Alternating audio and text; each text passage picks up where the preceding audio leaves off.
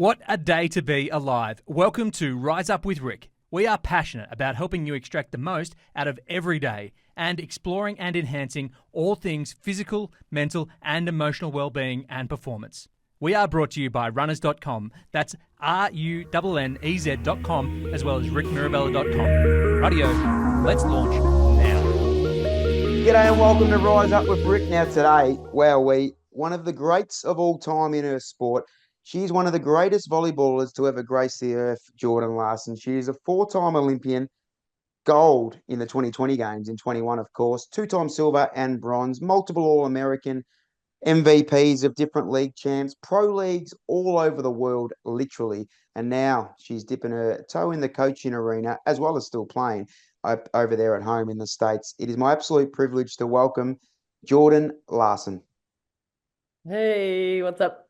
The Gov, Yeah. off Oh, the yeah, cuff. yeah. I need to know, one of the great nicknames of all time. I love a good nickname, Gov. Tell me, how do we get it? And you'll never, ever, ever lose it, surely.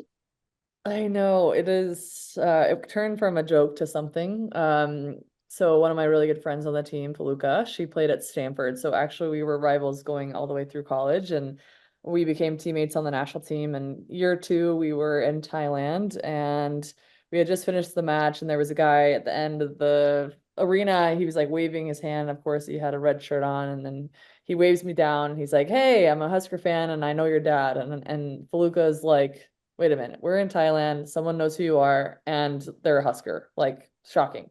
So she's telling her brother this, and he's like, well, duh. I mean, she's like the governor of Nebraska.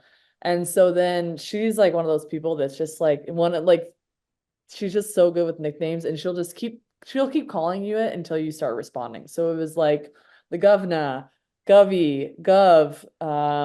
Yeah, and then like I tried to reverse it because I tried to make it also funny for her because she played in Japan for like 6 years. And then I tried to keep calling her like the Empress, but she just didn't respond. And then nobody else really got caught on, so it didn't work. But yeah, it kind of stuck here, and now people in the state it's kind of a running joke. I actually saw the actual governor like probably during the summer, and he was like, governor, and I was like, no, no, no, no, no. And so yeah, it's funny. You're far more famous than the actual governor, and also far more powerful. The Gov, now, I like your mate, by the way. She's a superstar player as well. Please name her again. Palooka Akinrado. I can't. Okay. I all my really good friends, but I still can't pronounce her last No, name and I'm correctly. not even going to try, but she's a star, and nicknames are the best things ever. And also, Gov, you should know that the more you resist, the more it's going to stick, and also the more humorous, and it's got a lot of truth to that. Like, you're in the middle of Thailand, you got a fan of your dad, Kev, and yourself in the middle of this random city. I love that. And now Instagram, of course. Now you really can't change it. I know, and I changed Instagram because yeah, I don't know why I did that. And then now it's like contact Instagram, and I'm just like, how do you contact Instagram? Oh, And I'm mate, just it's the don't whole even thing. It's bother. the whole thing. I'm just like, what are we doing here? So You would have done it for some authenticity thing, and then it's like, now you're too far gone. I appreciate your time. I know you're in a crazy schedule. You're coaching, which we'll talk about. You coached this morning. You had a crazy few days, and you're coming up, obviously, to start training for the pro season as well, which is still playing. Amazing, 2 decades at the highest level. I really appreciate giving us an hour of your time. Where do we find you right now, buddy? And we'll take you back. But where do we find you right now as we speak? yeah, right now, I'm currently in Nebraska. I'm coaching at my alma mater, and I'm technically a third assistant. I work a lot with our outside hitters, and yeah, just really we've only lost once this season so far. We have a big week ahead of us, big rival for us, so it's going to be a fun week. But just really enjoying just giving back. I think now, like seeing the young athletes coming through the program and just how much the state means to me and the program means to me, like being able to come back and give a piece of my heart to it. And it's been awesome. And the girls have just brought so much joy to me in this kind of phase of life at the moment. But yeah, it's been great.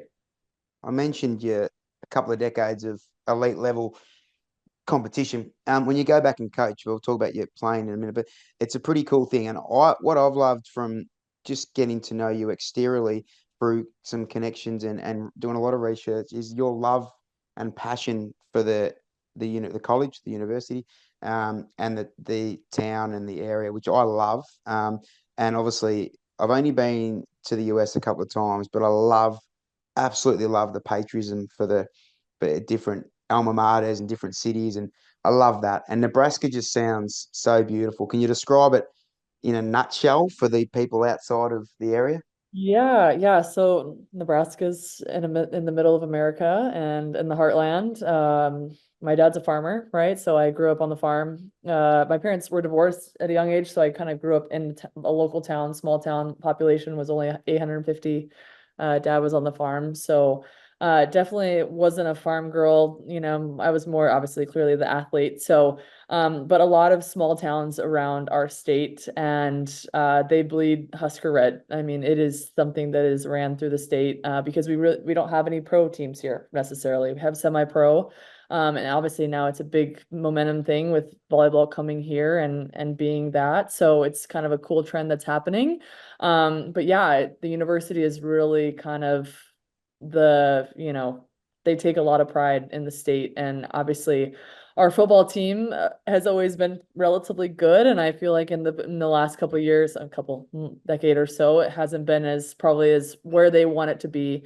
And so volleyball has really taken it head on, and women's sports honestly at the university here have been awesome. And so yeah, it's been really cool to see that, but really it's a special place. And sometimes it's hard for people to really understand until they're here and in the environment. And then we also sell out crowds. Like our gym is almost 9,000 capacity, and it is so hard to get a ticket here. So hard. It's like generational, right? Like it's turnover. Like it takes a lot to get tickets here. So Pretty, you said it, generational. It's pretty special. Like, and the way you described it was so perfect. Like you can generations just going to get around the Huskers and or from all sports, but volleyball is massive, I know. And love the female volleyball is just so front of mind, which love that. And female sport in general, which is so special. The football side's obviously taking prevalence. Now your old man, your dad played, was he yeah, Husker he was. football? No, he went to a local D2 school just north of where I grew up called Wayne State College. And he was a linebacker there.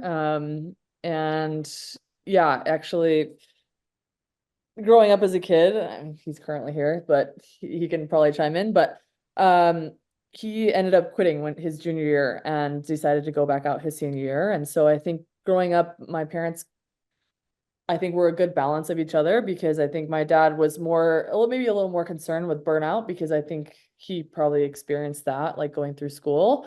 Where my mom was maybe pushing the envelope a little more, thinking like, okay, we need to get her exposed. And like, I was always driving it too, to some degree. Like I always just wanted to keep playing more. And I think he erred on the side of like, hey, less is more, like you don't need to do all this right now, like it'll come kind of thing. And so I think it was a good balance, but I don't know, even though I've been playing volleyball for, geez, feels like, I think probably my first time was like when I was 8. So that means like almost 30 years of like being some sort of like integrated in the sport, which is kind of crazy to think about. But I love it so much. And I think more just as I've grown older, it's like falling in love with the process of it all and Mm. mindset that goes into it, just high performance, and being around high performing people is just really, I don't know, gives you energy and all that. So I've fallen in love more probably with that, but then also like how the new challenge of being a part of a team. I know I'm getting off track here, but there's just Hang on. other facets that like the burnout has just never really been a Yeah. part of. So It strikes me, I love that. Now you've made a really good segue back to your beginning, which we'll roll with, but the mindset and the process stuff that you speak about so readily and really articulately is really important. And it's a huge thing. If I have legends like you on that, it's a big passion of mine. So I want to go. Not everyone is in that space as far as they could be yeah, elite athletes or coach, even elite coaches don't talk about it yeah, enough. Whereas you, yeah. so I think you'll be amazing in your coaching career when you get fully invested. I know you're doing amazing stuff right now because you've got a mix of everything. You've got that memories of as a youngster. You've got the preparation, athletic development, strength and conditioning, nutrition, dietetics. You got the mindset. You got the craft of the game at the highest level. So it's a massive gamut of it spreads far and wide. Growing up, 8-year-old, you tried soccer a few things. You had obviously your mum and dad there as well. Soccer and all these other sports. Tell me how they all went through primary school, elementary school. Yeah, so originally, yeah, started out with soccer and that quickly ended. I was like, I remember telling my mom, I was like, I kept getting kicked in the shin and I had shin guards and it was still hurting. I'm like, I cannot. And all the running, I was like, no, not happening. Then I played softball. I was in basketball as well.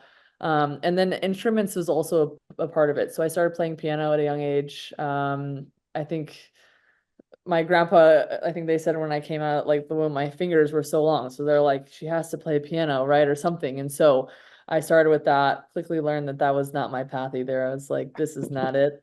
I was in the band as well for a long time. But yeah, kind of just was thrown into a lot of sports and really just kind of was able to, because being in a small town, you get to do everything. And there were different seasons. And I think it actually helped me not kind of have that burnout to some degree. And so I really fell in love with volleyball and started traveling a lot and committing a lot of time when I was 12. So Okay. started, traveling to Omaha, which was about a 45-minute drive twice a week for practice of certain season. And then but then diving into other sports. So I played high school basketball all the way through. I ran track a couple years through high school. And then I quit playing softball, I think, when I was 14. So, but yeah, it's just kind of got to do everything, which was awesome. It's perfect. I work with a lot of youth athletic development parents, and your parents did it. Look, everything's so beautifully and spot on because it's so hard. Look, you need to do a wide range, George. Like, there's no point specializing at 10 or 11 anyway. I know. There's Yeah. from a physiological or biomechanical standpoint, but more importantly, from an emotional and mindset standpoint. So, the fact you even played softball until 14 and did all these other things like amazing, the music stuff so good, and it makes a lot of sense to when you hear you talk like 20, 30 years later, 25 years later. um Back then, remind me, so volleyball is very popular even in our system. At the younger ages, it's very obviously America do it very well. Back then, was there, I know you watched the Huskers win the national title. How old, well, you were very young there. Was it? I'm trying to get a gauge on your some of your idols and your, I guess, pathways to be a professional volleyball player. Yeah, I'm trying to remember. I think my first Husker game was, maybe when I was, geez, I want to say 13 or 14, right? I don't, but my reference of athletics was watching the Olympics on TV, right? And watching gymnastics. I forget sometimes that I also did gymnastics, right? So I'm like watching these little gymnasts, and I'm like, that's gonna be me. And then quickly learned that I just outgrew everybody, right? But like it's like I watch them and they're performing, right? And I'm like, that's gonna be me one day, but obviously not in that discipline. But I watched a lot of basketball, like Michael Jordan, like obviously, and because I would say the closest professional basketball team was the Chicago Bulls, right? And at that time, like Michael Jordan and Scottie Pippen, like were pretty like obviously well known. And so I think that was more my idol. And so which I think now the evolution of women's sports right now, Yeah. it's like there's so many more women that are now being put in front of our young athletes that now it's like, hey, I would look up to this person and this person. And so that's really cool. Where for me, it was maybe a more male side and learning how to kind of adapt within sport. Um, yeah, I would say that. That's a great answer. It's different at times, and I don't think like everything in life's changed more than ever the last 2 decades. But that is one of the really amazing things that I love to see. Where obviously in Melbourne, and it's called AFLW, and the women's footy has been amazing. And it's front of center, it's prime time, and it's just brilliant to see. I know the WNBA is similar as well, and I love the pro volleyball being just following from the outside's been amazing to follow. Okay, so this is your, I guess, from a sport perspective, geez, I'm pretty good at this. Positional Yep. stuff. Educate me and the listeners on some of the positional stuff for a young representative player and state player. Like, what position did you find yourself in? And tell me some of the ones you evolved throughout. Yeah, so my first like club team, or like travel team. Like I was actually a setter because it was me and this other girl because we were the tallest on the team. They put us close to the net and like we were also able to attack, but we were able to like run an offense, right? And I was obviously physical enough to be an attacker, but at that time, like I was just deemed the setter, which I think was actually a blessing because I had to learn how to do something else and like use my hands, right? And then they're like, oh, maybe you're not a setter, maybe you're a middle blocker. So then I moved to middle blocker the next year, and that was terrible. I was like, get me out of here because that is one of the hardest positions in my opinion. They just, they don't get set that much relative usually. They have to do a lot of the grunt work, they're working their butts side to side. Like it's a lot of work. And half the time I would be coming down and like, where the heck is the ball, And so then finally I made my final transition to an outside hitter my third club season and then has been there ever since. And so what I like most about being an outside in my situation is that there's a lot of facets that you can add to the game, right? You get a serve, you get a pass, you get an attack, you get a set sometimes, not actually every second ball, but there are times. So there are a lot of ways to contribute to the game. And if one part of your game is off, you can kind of go to a different one where maybe, you know, as a setter, you really have serving, setting, and blocking, where I have like 6 things that I could be like, all right, well, I can't attack right now, but I can pass the ball that helps our setter to defend. Like there's just a lot of different things you can give. And the same thing as a middle blocker, your job is to attack and block and maybe serve sometimes, depending on if your coach feels like you're good enough to serve. So I know I'm kind of also talking at a pretty high level here. So, No, it's good. okay, but I just think that I found that there was just a lot more ways to contribute and that there was a lot of things that if one thing wasn't going well, I could always rely on something else. That's a really good answer because every sport's different, every position's different, but it's cool to go with and you can use a bit more game IQ from what I can gauge from what you're Yep. saying there. Is that correct? Yes, correct. And I think that's what has led to like my longevity is that I've been able to identify like every team that I'm a part of. Okay, like what is my role going to be here? And yes, the club is paying me X amount of dollars to perform, ideally, right? Like I have to perform regardless, but what does that performance look like if it leads to our team winning? So if that means some matches I just need to pass every single ball or I need to help this person over here pass more because they are a better attacker than I am, then I'm going to do that because obviously I want to win. And then I also want to appease the club. And then I also want to get better myself. So if I can learn how to adapt and mold in any situation, then I think at the end of the day, you're going to be successful. Any youngster needs to listen to that over and over again. Brilliant, brilliant answer. Do you know that your whole college? Because I love the way you speak about that kind of team stuff and always team first, system first, and how can I adapt in the moment to mold and I guess be malleable in that situation. Um, was this always the case? Were you selfless in high school and college, NCAA I stuff? would I would like to think that I was, right? I think, but as a kid, I think sometimes you lack awareness around like how maybe as much as your heart can feel one thing, maybe also how you are trying to perceive or maybe what you feel like is the way to win can Mm, sometimes be perceived in other ways. So I think there were moments in my younger years of like, hey, I want to like kill every ball and I want to do all these like the competitive side of me was more on that side, but internally it was always like I'm a part of a team and this is way bigger than me and I know I can't do it alone. And so me selfishly wanting to do well like doesn't bode well for the whole group. So learning again how to adapt and adjust like and I also just feel like the game became way more deeper then. Like I think as a kid it was very much like okay, well, you need to do X, Y, and Z to achieve this and get a scholarship and all these things, right? We attach success to all these stages, but actually like how it feels internally, like how do you want to leave the sport? Like what, and I think that's when I got to college, and even I think before that, it was always just like, if I'm leaving a legacy, like what do I want people to say and how do I want people to say and what do I want to do differently? And if you can win by loving and respecting others, like why wouldn't you do that, think it's great. So beautifully said. And you're right, because it comes from within. Everything does come from within. And if we're talking about scholarships or MVPs or getting noticed or deals or whatever, they're great, but they can only last and they're a bit hollow.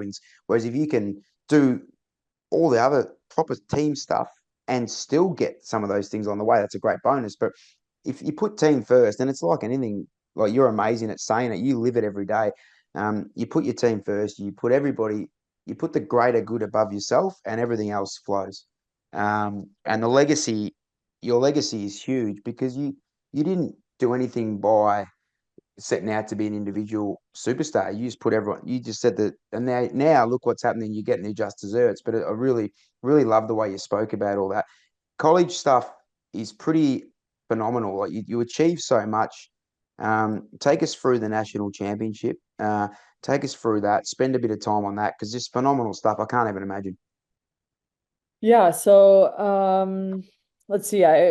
I played for the national championship 3 out of the 4 years I was in school. So my freshman year we were in the finals and was a tough loss to Washington. They crushed us. It was 3-0. For sure they were the underdog in the situation. Like we had been number one all season. Like it should have been uncontested in our like if you perception on the outside, right? But we came in and they just took it to us, and it was a really rude awakening of like, hey, that did not feel well. Like, what do we need to do to like change the narrative? So the next year we went on a foreign tour to China, Japan, in the spring, and I think it really helped us kind of mold together and realize that like, hey, we gotta like trust in each other and actually like truly what does that mean, right? And what are those behaviors look like? And then also just love one another and respect what each other brings to the game. And I think we really bought into something to that, like that it was bigger than us and that we know we need all the pieces. And so you saw that in 2006 was just a lot of selfless humans that wanted to do good and wanted to not also feel like it felt like the year before. And so and we got to do it in front at that time, like a sold out crowd. It was like 14,000 or something. So it was at the time one of the biggest crowds. Now it's like nothing, right? The 92,000 took the cake. So, but yeah, it was a really special environment. And then to be doing it at home in front of our family and friends was even cooler. So, and then the next year kind of turned into, kind of a bittersweet year. We had the most talented team on paper, right? Which I feel like in my years of team, right? I think you can compile all these pieces of talent, right? But if they can't figure out how to mold, it's not worth it. And it's actually, you leave feeling just terrible, worse, And so we had that next year and we fell short, didn't even make it to the Final Four. So that was bittersweet. And so then the next year we graduated, my senior year, we graduated almost everybody, and everybody thought it was going to be a rebuilding year.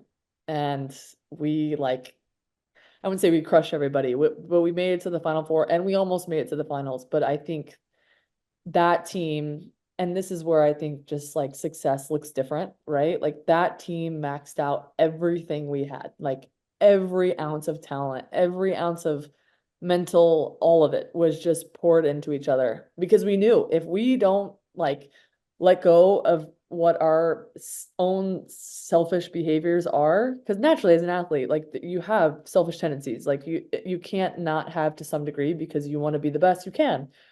But sometimes letting go of that piece and like, all right, how can I help my teammate be the best they can? Because the best them is actually a better me. And that team is still one of my all-time favorite teams. It was to this day. It's one of the coolest stories, and I take a lot of pride in that team. So Sophomore and senior year, so 06, 08, sound yep. phenomenal. And they ground you, they've made you almost those two different sides. Yeah, and it was awesome. I mean, I think it just taught me that like again, I can't do it alone. As much as like I wanted to be, again, we all want to be the best we can, right? But you can't. You like it's just not how it works. And it also just it feels amazing when you have like Mm. 14 women bought into something and you see it click and you see it working. It's like watching a story unfold in front of your eyes, like a beautiful love story. It's like, it really is. And now being a part of it internationally too, like you're dealing with different, like once I went into pros, right? I was like dealing with other cultures, and then how do you navigate around them and make the most of the situation based off of what you know and how you know, even though you don't speak the language. Like that's another challenge in itself. So, um, yeah, it helped me for sure make the transition into pro life for sure. Amazing, Jordan. Like, really well spoken. We haven't even got to pro stuff, but the team culture stuff and everything that you speak of, you just so you can tell it's from the heart, and also the way you speak of the hollowness and the superficiality of individual success is so true as well. Like I know I rounded off all those numbers or medals and stuff off the top, and haven't even touched the sides on MVPs and all that stuff, blockers of the year, this of the year, this of the year. But the way you speak of the 14 athletes together, building something, you've obviously, as an individual, really invested so much in there and done everything you can. So have your 13 best mates, which I just love, absolutely love. You couldn't have foreseen in 2008. You obviously you start to go through some tough times, but also the four Olympics ahead of you. But 08, 09, and 10, take us through that period in your life. You're such a young human being, to go through so much and a lot of different cultures and everything thrown in. You want to quickly take us through that, or take as long as you need on this? Yeah, absolutely. So, actually, my mom got diagnosed with breast cancer when I was a sophomore in high school, and so we thought that she was in remission. And going into it would have been my junior year, kind of till the tail end of that junior year, we were at an away trip, and she had come down with a cough, and it was kind of winter time, so we didn't suspect anything, but it just wasn't going away. And so she actually did like some testing, and they found that it was the same breast tissue that she had, and it was in her lungs now, which means at that point it had metastasized. I was a young college kid. Like I didn't know that that meant terminal. Like I was oblivious to like the depth and what it was. And so all of my senior year, she was like, all right, like I think part of my mindset also comes from my mom. She's a little stubborn, and she's like, I'm gonna fight this thing, you know. And so she never gave me an ounce of thinking that there was no hope. And so she started taking treatments, and so most of my senior year, she was going to treatments and trying to obviously heal the cancer.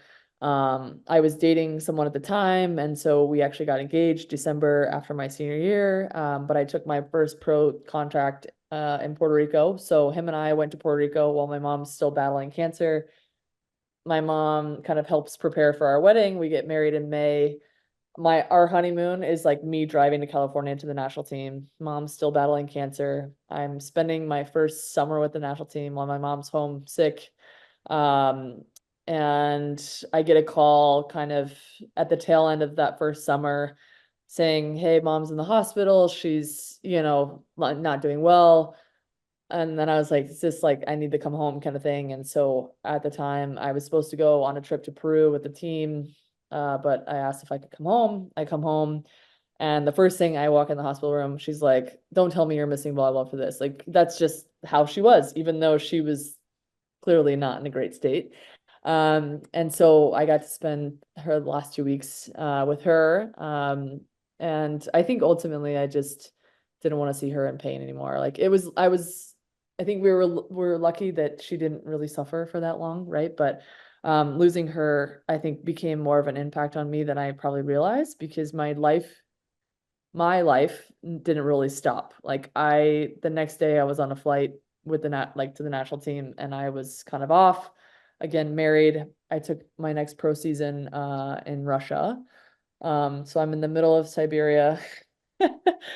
Actually halfway between Siberia and Moscow, and with my husband at the time, and I was lucky that they let him travel everywhere. So he got to travel with the team, and yeah, so that was definitely beneficial.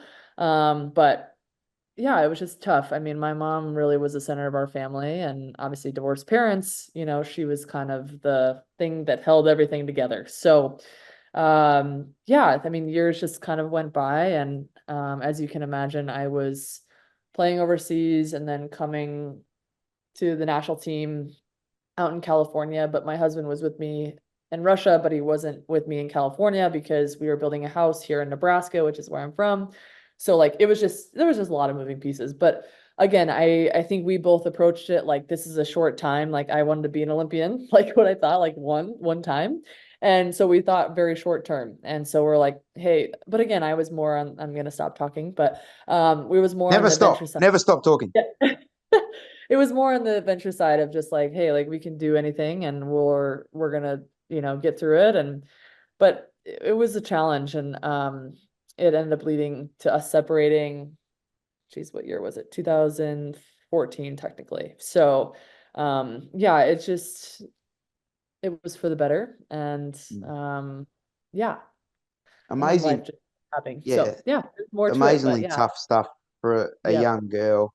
I guess like obviously your mum being such an amazing part of your life and still is. Um, but like the phenomenon, the toughness and the mindset to be there for a fortnight and then straight back on a plane, off you Oh, go. You got you got this focus and this steely yeah. resolve, which clearly, obviously, probably comes from your mum as well.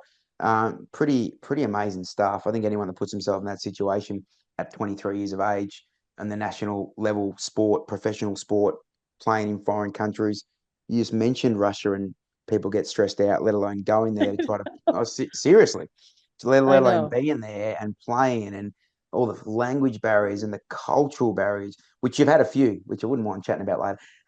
But so okay, your mum's with you every day, and you've obviously done a lot of um, fundraising and different things along this, so it's still a topic very close to your heart. Yes, absolutely. Yes, it's something that I'm yeah, obviously very passionate about and something that I think that it's still amazing to me. I'm like, how have we not found a cure for this yet? Mm. And I think it's bittersweet because I know how much obviously she put into it. She was a very healthy individual too. Like she was working out, eating well, like there was a lot of good things that were happening. And so um yeah, but it is something that I'm very passionate about. And yeah, I yeah, it's been fun to give back as well in that area. Yeah, and you're amazing, and you got a profile, and you do it really, really well, and really, really authentically.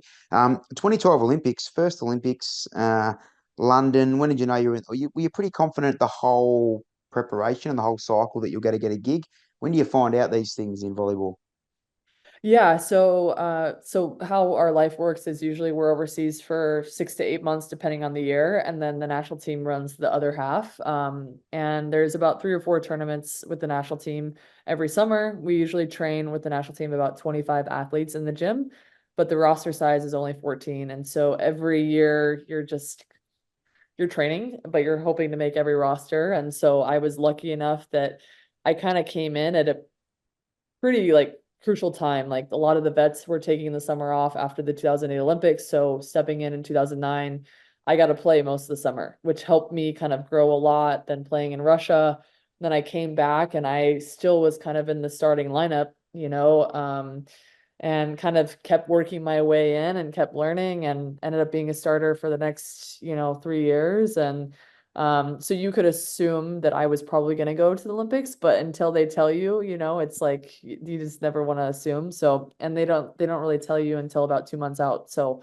there's a lot of anxiousness and emotions attached to all that. But when you finally hear it, it's like, I don't know, the greatest thing, and Yeah. just the immense pride, like it's like you you dream it, but then like when it comes to reality, you're just like, is this real? Am I like what's happening? So it's cool.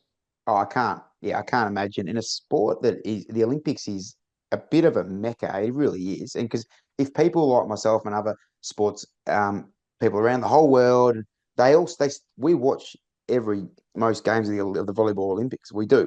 I can't. Yeah. Can't say how many games I watched of you in Russia. Sorry, George, but I definitely No. watched a lot of. I definitely watched a lot of Olympics. So that's the thing, and you think about as a youngster, that 7, 8, 9-year-old Jordan growing up watching the Olympics, like Barcelona, Atlanta, and that, and you just got the red, white, and blue and these kind of things. You hearing the anthem played. Like I can imagine, I'm going to make you cry. But the 2012 Olympics in London, massive games. Finding out that you're going, and finally you can take a breath and breathe out, and then just get Yeah. back on with the process. I'd imagine. Yeah, totally. And I think that's where, I mean, I obviously was big on like mental preparation, right? I think it's 80% of the game, right? But that was one of the first times that I really tried to hone in. Like I remember meeting with the sports psych probably 3 months, 2 months before, because I was just like, this is my first time.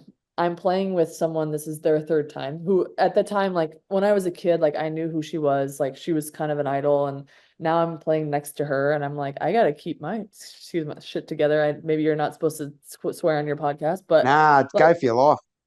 and so I'm just like, I'm about to do something that I've never done before. It's one of the biggest stages. Like, I better be prepared. And I want to be so prepared that I've almost over prepared because I don't want to get there and be like, oof, I wish I could have done more. And so I met with the sports psych and I tried to do a lot of visualization and also prep beforehand of just like, how do I want to present myself when I get there? How can I still enjoy the moment? Because it's a massive moment, but it's also the same thing that you do every day. It's still the same court, it's the same ball, you're playing the same opponents, but we just happen to call it the Olympic Games. And it's like, well, if you just label it that, it's not that big of a deal, right? And if you make it so massive in your brain that all of a sudden you're paralyzed, like I didn't want to feel that, but I also wanted to embrace the moment. So I tried to find a balance of that, and I probably erred on the side of being way too serious about it. That I was just like, I didn't really like if my family was like, "Hey, let's go out for a drink." I'm like, "No, I can't. Absolutely not." Like this is we're dialed, And so I just wanted to be so prepared. But that was one of the first times I felt that like I needed something extra on top of what I was already doing. Very wise at that young age, to be fair, to be thinking Yeah. about a lot of those different things while enjoying the moment. Because I can imagine a lot of young athletes, their first Olympics or Olympics is a really good example where they've the whole life, and then it's very easy to not be in the present and paralyze yourself. Great adjective, and all those kind of things. So really wise, even if you were a tiny bit on the serious side, at least you're aware of doing the extras and really being mindful of it, which is pretty cool. You're very famous for all your SNC preparation and all those one percenters. We call them over here. I'm sure you guys do as Yeah. well. The one percenters really important. And the fact that you're not thinking about the one percenters, that they're automated, that's the key. Because I think if you think about them, then they become this chore or this massive cross to bear. Whereas if they're automated, just a part of your everyday, then everything just flows because it should be flow, not force. Would you agree?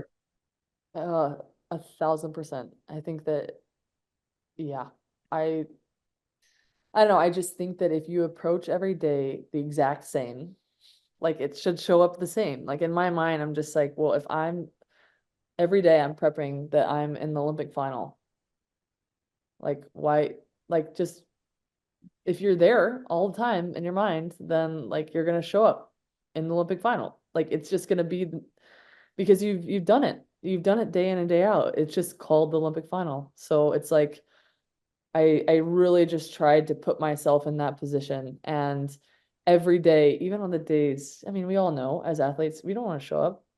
Shoot, I don't even want to work out some days. I'm just like, no.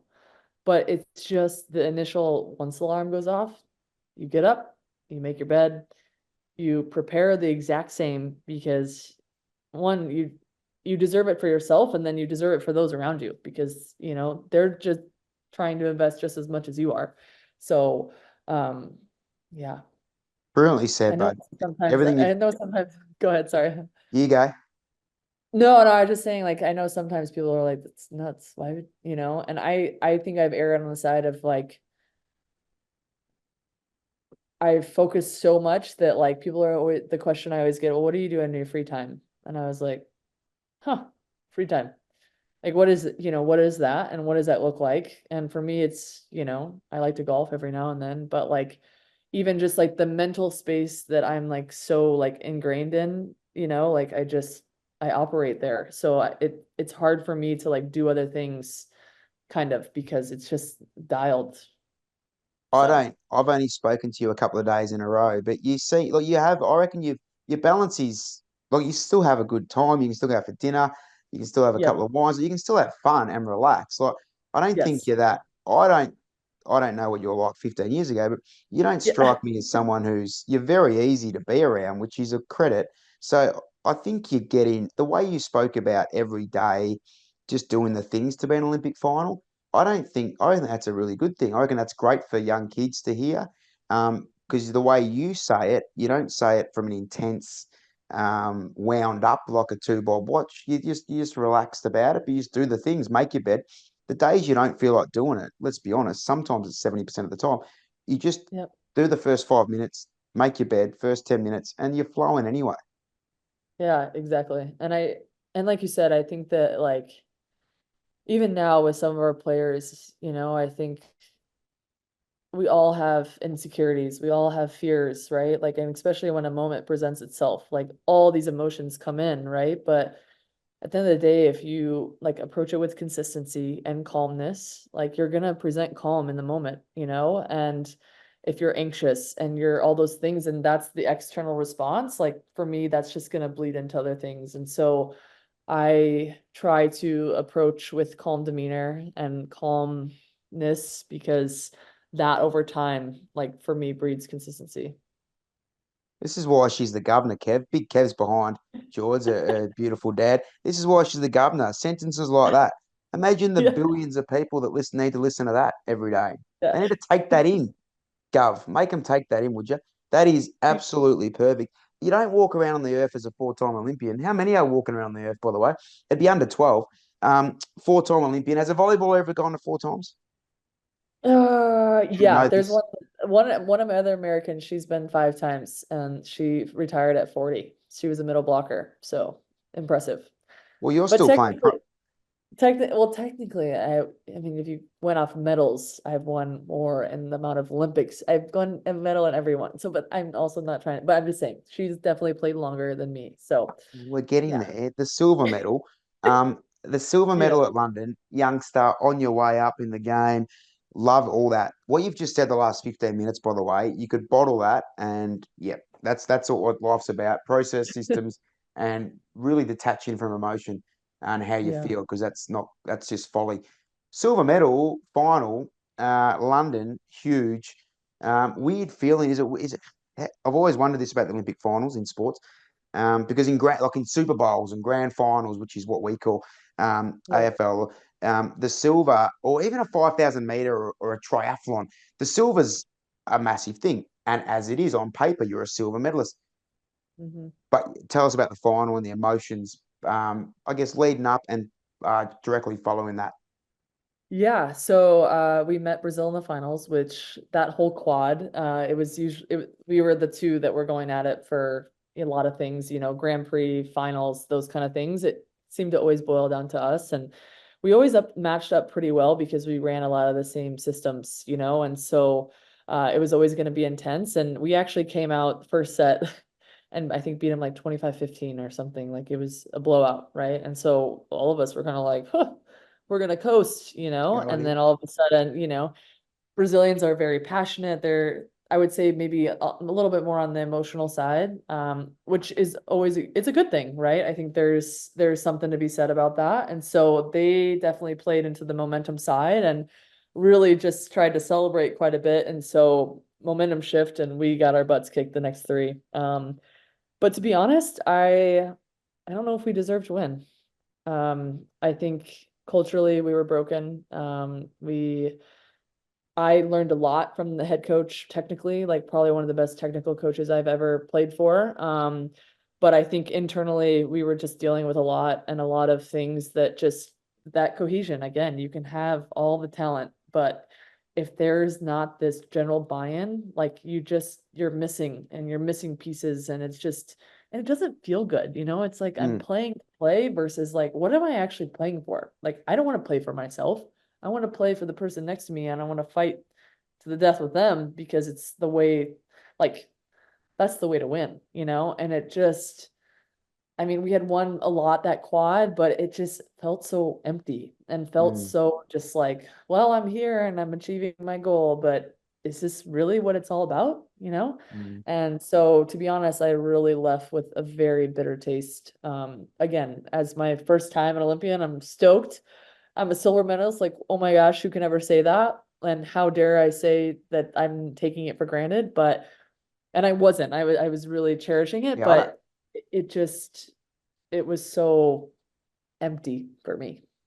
I don't think you're taking for granted at all. Like, yeah, if your career ends the next day, you're a silver medalist, you're an Olympian, you've done all these amazing things, all American and all Yep. these things, national titles.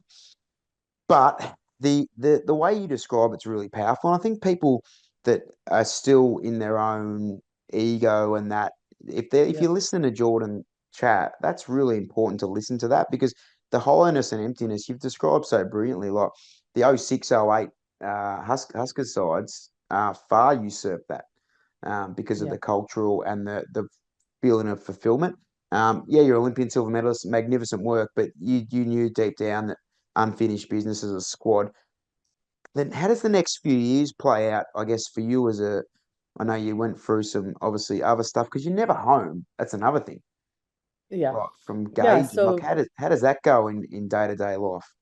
yeah, so I thought I was really going to retire from the national team because I was really not in the greatest space. And so, and at the time, my husband and I were talking about, do we start a family? Like, is now the time to do it? But I kept getting contracts overseas and the money just kept going up. And so we're like, okay, well, maybe I can play 4 more years. And he was also older than me. So he was 8 years older than me. So, like, that was always kind of in the timeline of like, okay, well, he doesn't want to be old and have a kid and, all those things. That was very much a conversation. And so we had decided that I would maybe also we got a new coach. Not that I mean, I really respected Hugh, but Karch decided to take over, who was our assistant coach of the national team. He decided to become the head coach, and he kind of decided that he was going to make culture really a huge piece of what it meant to play for our national team. Because I think he felt that was missing. I don't want to speak on his behalf, but I think that what he felt was missing, and so because he kind of took over, I really wanted to buy into that. And we had a great group of leaders at the time that really were kind of steam heading that. And we had a sports psych that was on board. Mike Gervais, he now works, I don't know if he's working with the Seahawks anymore, but he's mainly based out of USC and was really kind of coming on the scene. Sports psychology was really kind of taking, I mean, head on. I mean, it was present, but I don't think it was as well integrated as much as we thought it would be. And so he was kind of spearheading a lot of those conversations, and I was ready to buy into something bigger than me. So It's pretty. Those people come in your life at different times. It's pretty important. Were you playing professionally in Russia and where at that time? yeah, so I was in Russia until like that next year after the 2012 Olympics, and then I signed in Turkey the following year. So I had played in Russia for 5 seasons. So I think, yeah, it would have been 09, 010, 010, 11, 12. So sorry, 2 seasons after the Olympics, I was still in Russia, and then I made the transition halfway through. So Many Americans over there?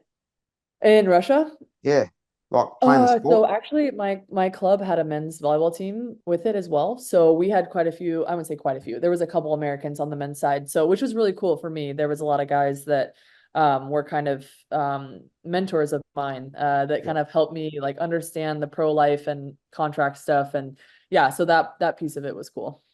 pretty cool. It's not often in pro sport you have to travel. Oh, there is. I guess soccer's very similar. You have to travel so far and broad. Turkey, how'd you find that? That would have been different. Yeah, it was awesome. I lived in Istanbul, which was great, an amazing city. And I lived in like this little town outside the city, which is great because I can kind of get the best of both worlds. If I wanted to go in the city, it was only like a 15-minute drive. But my little town I had access to everything, restaurants, grocery store, Starbucks, like perfect. It was great. And then I could go into the city if I wanted to. So, Perfect. and the food was amazing. And yeah, it was That's all. definitely like, I mean, I loved Russia to some degree, but I would say the lifestyle definitely and the weather, like the weather. Oh my God, I was like, no snow hardly. I was like, sign me up. So it was Yeah, great. so I'm out. Well, yeah, so you got to come to Australia, George. We'll get you governed a I little spot in know. Bayside Melbourne on the beach. We'll get you. I I'm love not that. sure how the money is for pro volleyball, but we'll work something out. You'll be All fine. right, perfect. You'll be fine. You're coming into the Rio Games. You obviously you changed your mind. You said, "No, I'm going to go again." How does that build up look comparatively? Yeah, we had a ton of role clarity. We had something we were all like, I don't want to say fighting for. And we knew exactly what we needed to do to execute. And there was a lot of very clear lines of communication of how we wanted to function. And I think we just had great leaders, selfless leaders, right? Like, this transformational leadership, like what does that look like? It's, we before me, and, how do I just be humble and take up space, but also know that helping my teammate is the best way to do it. And so, yeah, it was really cool. And again, I don't want to get too far ahead. I know you're kind of on a thing, but we ended up having a really good prelim, and we ended up losing to Serbia in the quarterfinal or semifinal, sorry, by 2 points, which was really bittersweet. It was, I believed that we deserved to win the whole Olympics, of course, but I just felt like we did everything right, and how we went about it. And so what also a lot of people don't know is obviously you lose a semifinal at the Olympics, and then you have basically a day off to like try to come back and win bronze, right? Like they don't just hand you the bronze medal. It's like you have to go out and beat a very good team. And we were matched up against Netherlands, who was well coached at the time, lots of young talent. We knew it wasn't going to be easy, but we went out there and earned it. And I think people would say that even though we didn't walk away with a gold medal, like we won.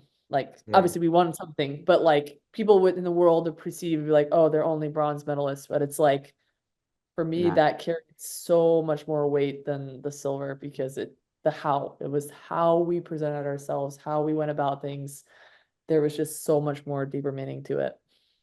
I love that. I love that because we spoke obviously the build up. It's got a lot of '08 senior year at Huskers about the culture by the sounds of it as well. Just speaking Yeah. off the cuff, but also the fact that that team, even though bronze, quote unquote, you got to Yep. win your last game to win the bronze, Yes. which is still a Yes. nice feeling for that group of athletes that you held in such high regard and the way you were doing Well, things.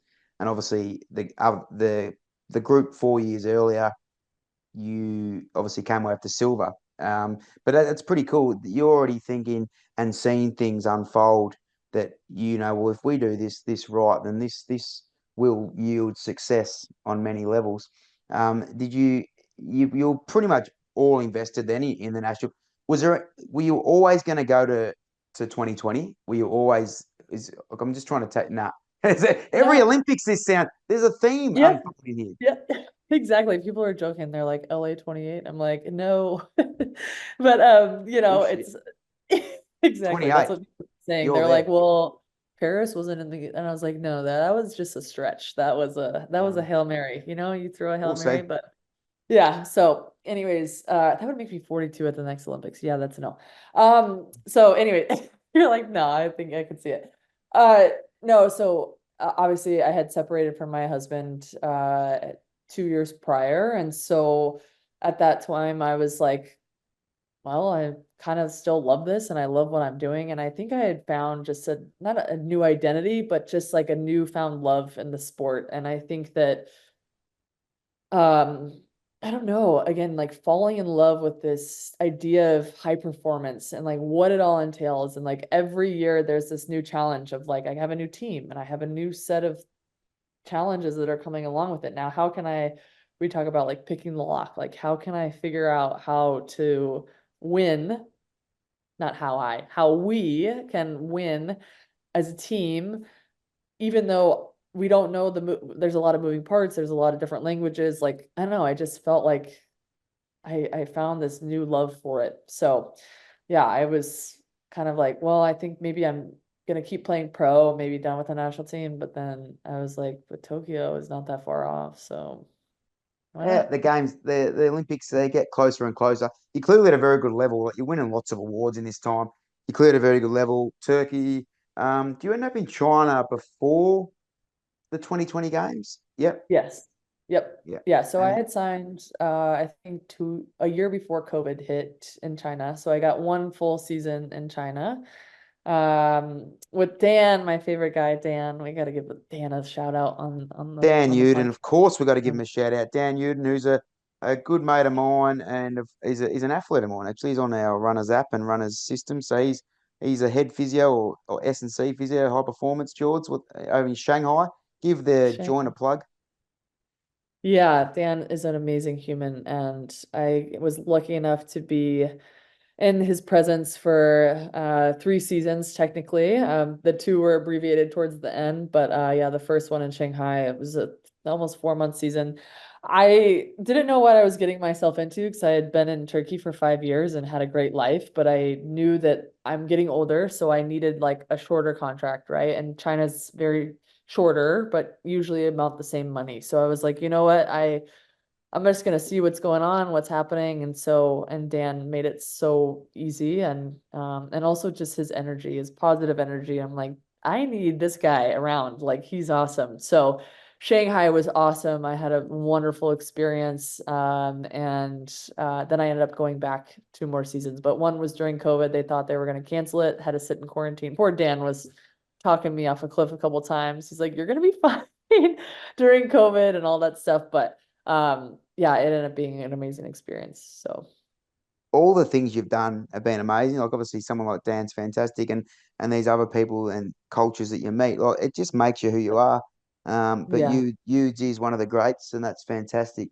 But your mindset's obviously very similar as well, and that positive energy kind of exudes through even here from on other continent exudes through the screen. Now listen, you mentioned COVID. You were obviously yeah. going to go then to 2020. That gets pushed back. Your mindset, I can imagine, is just day by day, day by day.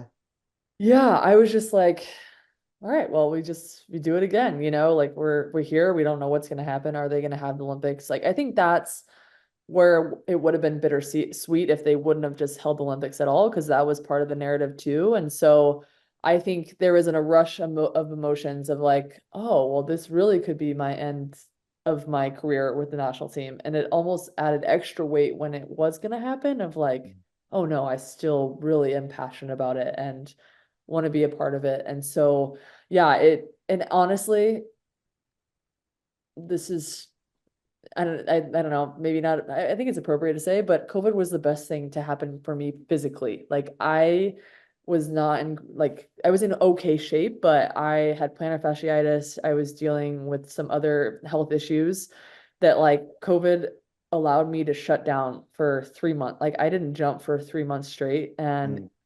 it healed me so much. And I think the ability to also just I wouldn't say calm my nervous system, but I think when you're constantly traveling, like you don't really ever feel this feeling of like almost settledness. And like we didn't know how long we were going to be there. And I was like, we're at home all day long. And it was like there was this sense of peace that I felt that I hadn't felt in quite some time of just, feeling of settledness and like, okay, I can actually approach each day and like take time to like really invest in I mean, I always try to invest in my body, but really kind of break it down and get down to like the nitty gritty, because you're just when you're constantly playing, you're in maintenance mode. You're just like, okay, I'm trying to maintain muscle, I'm trying to maintain power, but like you're just also trying to stay afloat because you're like, I have a game in 2 days and then I play another game in 3 days, and like you're just constant. So I feel like with the shutdown, I just was able to really build muscle, kind of go through a training program that helped me kind of truly ramp up for the Olympics. I don't reckon. I reckon that's 100% correct, and it's 100% fine to say because you needed that. I can't imagine the nervous system on the go. You cope Yeah. really well because of your mindset and everything you do. You do all those 1%ers.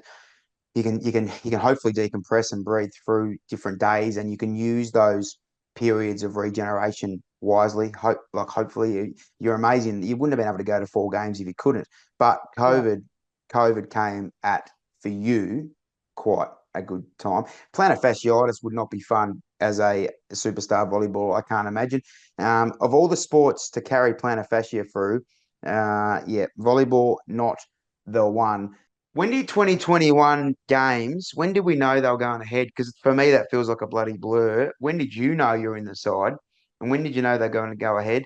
And I can't remember. crowds, no crowds, semi crowds?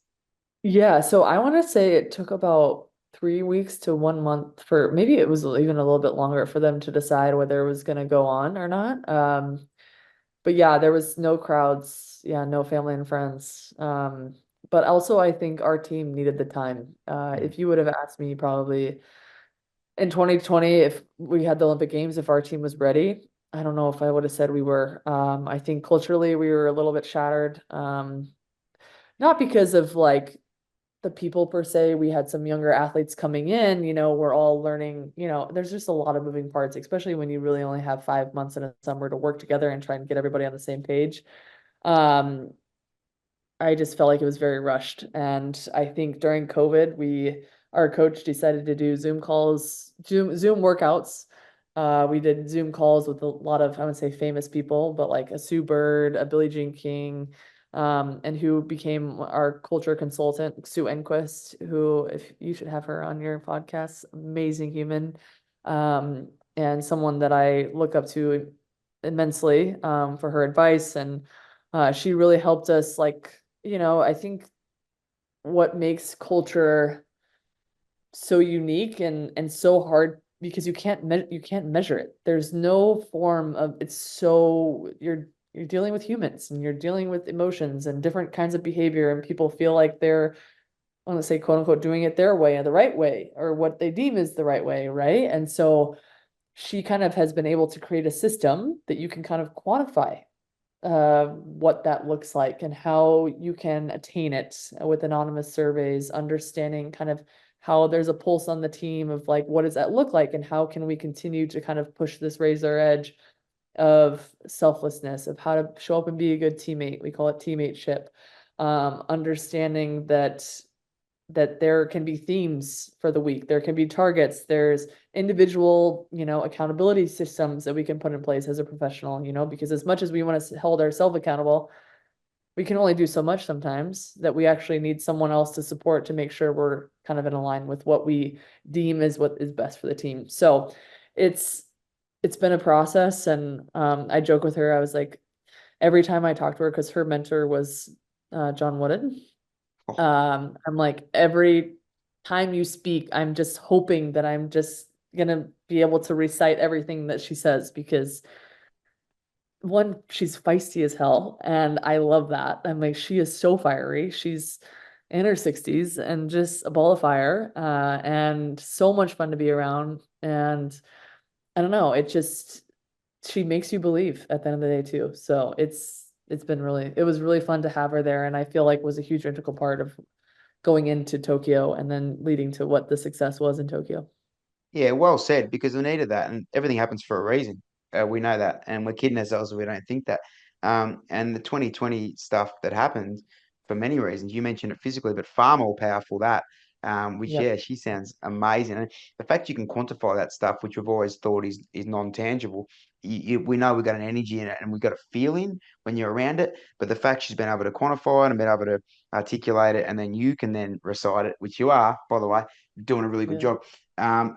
Olympic gold medalist sounds pretty good, doesn't it?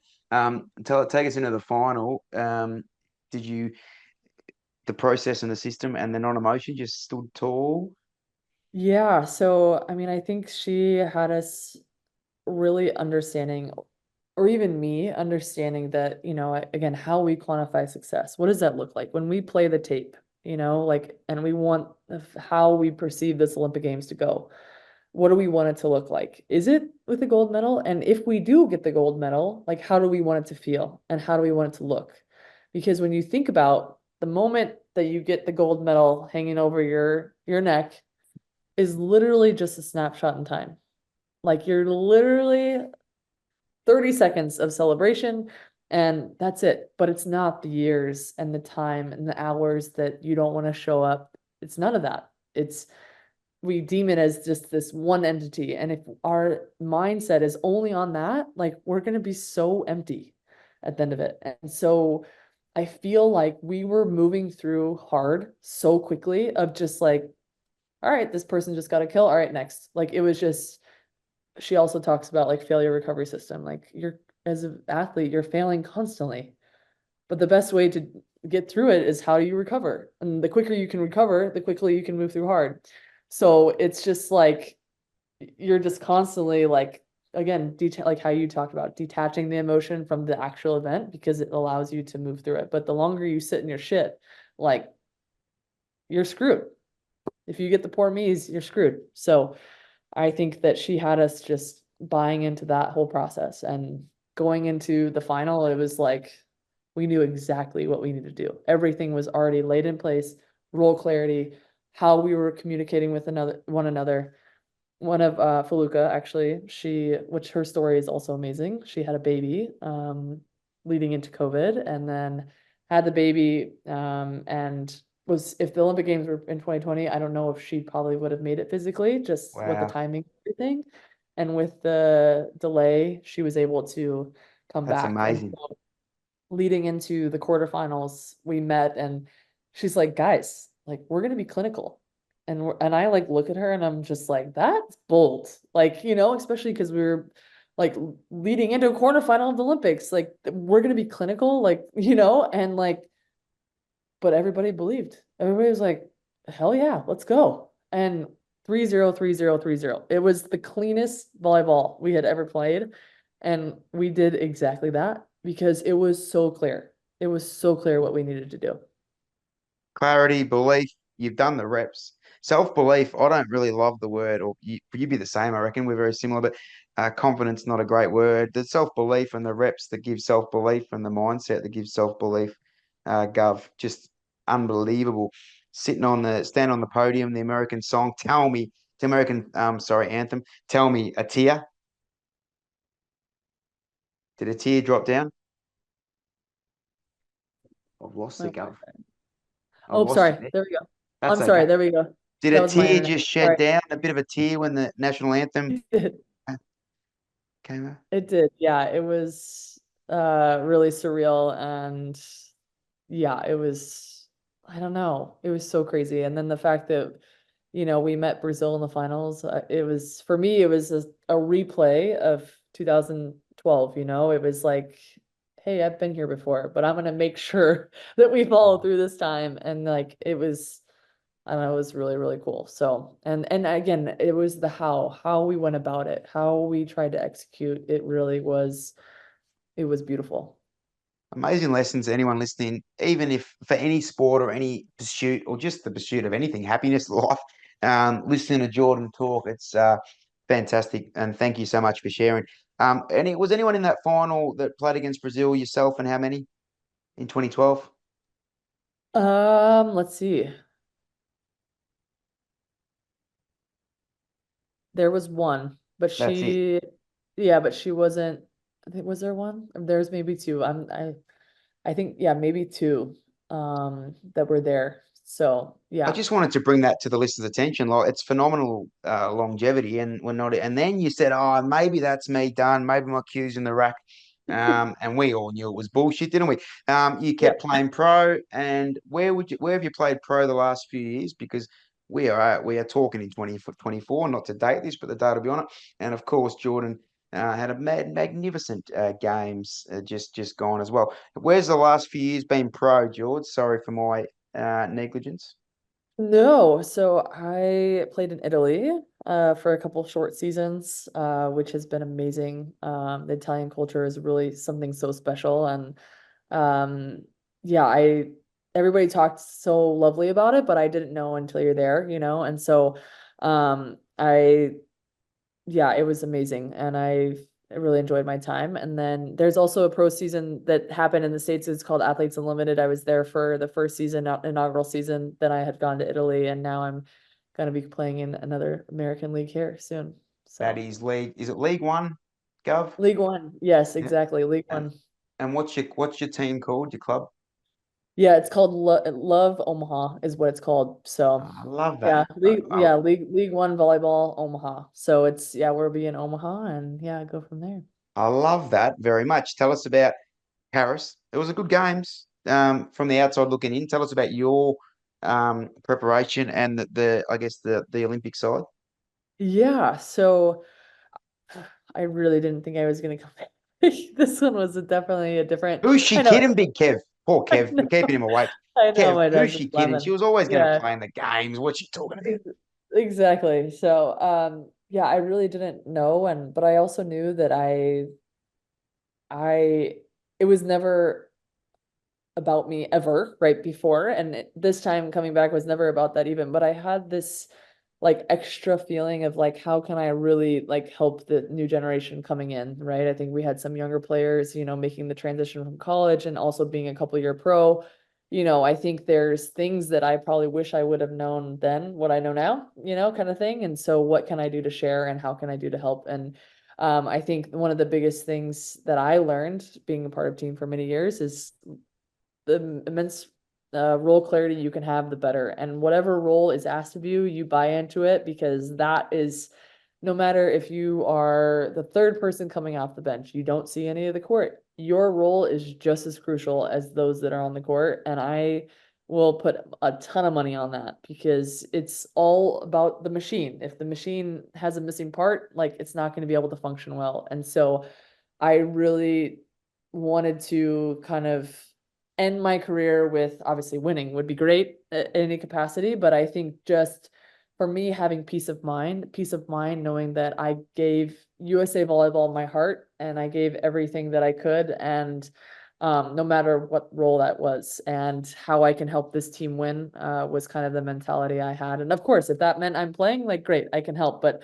I also my body was like, hey, it's chilling too. So it was a really nice experience. And then to see some of our young athletes like go in and like absolutely crush it, like the coolest thing, because it brought me back to my first Olympics of like the fear and the anxious, like all those feelings were so there. And to see them kind of step into that and take ownership of that, and their bodies being where I was then, where I'm not now, and just seeing that physicality like was amazing to watch. And I think we were just so stoked to be in the final. I mean, I think we had a few tough years, and you come off a high of winning a gold medal, it's kind of like, where do you start again on this path? And so I think for us, it was just really huge that we made the final and walked away with the silver. Yeah, it sounds like a really enjoyable one. And if you think about 2012 to 24, it's four cycles, four Olympic cycles with a lot of professional volleyball, just truckloads, and the traveling and the back and forwards from the States and Nebraska. It's phenomenal. And the way you've Yeah. kept, you mentioned 10, 15 minutes ago about the break with the nervous system. Look, the way you've kept that at bay, it's a credit to you. You couldn't possibly have done all you've done without little tactics along the way. You're coaching, you're back coaching at home now. You've just bought a house. Congratulations. Thank you. The beautiful Nebraska, which I'll get over in the next 12 months. So say good day and I'll have a look. Tell us about the coaching, the college life, and you've really given back now. Yeah, no, it's been great. Yeah, and being home, and I think now I get to attend events that I haven't been in years. My friends' kids are tall and growing, and now being able to see them and see them through has been really fun to be a part of. And yeah, it's been a challenging time also, but just peaceful. It's like when you feel like you've done a lot of hard work and a lot of, time away, it's like now I kind of get to enjoy and really cherish all the hard work kind of, and now I get to really just be present as much as I can and with all my friends and things that I've missed for many years. So many takeaways, George. We're going to finish up, but what's the future hold for the governor over the next few Yeah. years? Tell us about it. You're going to say no Olympics, but I've got some odds that says possibly, but we'll talk about that later. What's the future hold, legend? Yeah, yeah, I don't think the Olympics, but well, yeah, like you said, I just think that I've also learned that you shouldn't close doors. So I think that any door that opens, I'm open to that. And I think I have now the freedom that I kind of get to choose things that I get to be a part of and want to be a part of. And it's a really freeing feeling, which I'm grateful for that. And it's also scary because it's not something that I'm used to, right? I'm used to structure and used to certainty, and to some degree, some level of certainty. Like I know I'm going to Hmm. take this contract for 8 months. I'm good for 8 months. And after that, our 4-year cycles kind of thing. But I don't know. I know that I've learned a lot and I feel like I can help a lot of the youth and kind of whatever capacity that is. I'm curious to explore more. You're a phenomenal leader and a phenomenal speaker. I feel like you've given us thousands of nuggets in the last 70 or 80 minutes, but any final words for the listeners? Does Kev want to have a chat? No, no. No, Any no. final words? Any final words? Yeah, no, I just always like thank you for putting a platform together for, I think it's great. Like obviously you're a learner yourself. You can hear it about how you think and all the things. So I think you giving access to people is huge. And the more we can continue to spread awareness around what it means to be at the highest level and little nuggets here and there that just change the game for people. You just never know. So I think you putting that in the hands of the people is huge. So thank you for that. And I hope our paths cross at some point. Maybe Dan, I'm trying to get Dan to come. I mean, he comes to the States, but he's usually in Vegas for some reason. But which I'm like, let's go together sometime. But yeah, maybe we can meet up and be great. We And yeah, definitely that's will, George. We'll have a couple of Budweisers. I like, great. like a couple of cold cores as well. I don't mind.